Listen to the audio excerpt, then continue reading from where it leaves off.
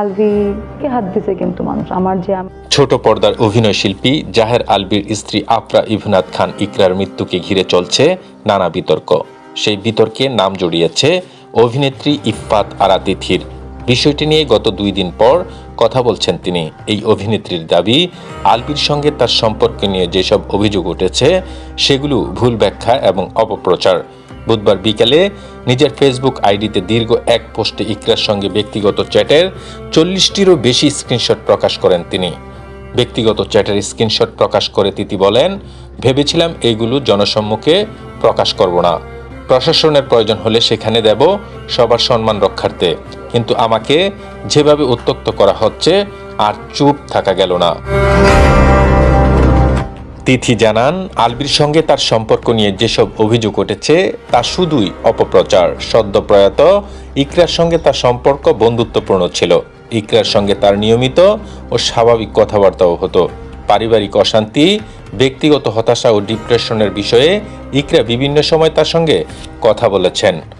ইকরাকে আত্মহত্যায় প্রচারণার অভিযোগে সরাসরি অস্বীকার করেন তিনি। এ বিষয়ে তিনি বলেন, কারো সংসার ভাঙার ইচ্ছা আমার ছিল না।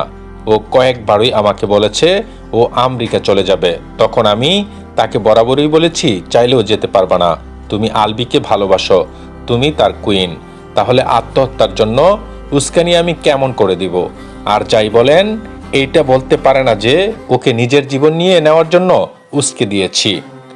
তিথির পোস্টে ইকরার পরিবারের প্রসঙ্গ উঠে আসে। তার দাবি, ইকরা নিজেই পরিবারের সঙ্গে দূরত্ব ও মানসিক কষ্টের কথা লিখেছিলেন। এ বিষয়ে তিথি লিখেন, একটা মেয়ে যতই যাই হোক না কেন নিজের বাবা মাকে নিয়ে তো মিথ্যে বলবে না। আমি ওনাদের দোষ দিচ্ছি না, কিন্তু ইকরার মনে ওর পরিবার নিয়েও কষ্ট ছিল। ওর ফিল হতো যে ওর পরিবার ওকে নিজের হাল ছেড়ে দিয়েছে। স্পষ্ট লিখেছে যে 2018 সালে একবার ও আলাদা হয়ে গিয়েছিল এবং ওর বাবাকে বলেছিল যে ওকে বিদেশে পাঠিয়ে দিতে, কিন্তু ওনারা সাপোর্ট করে নাই। সেই থেকে ওর মনে একটা ক্ষোভ তাদের নিয়ে, যা থেকে এরপর আর কোনো দিন সে মুখ ফুটে কিছু বলে নাই। পোস্টে তিনি আরও লেখেন, যদি তার কিছু হয়ে যায় তাহলে সংশ্লিষ্ট সংগঠনগুলো যেন বিষয়টি তদন্ত করে।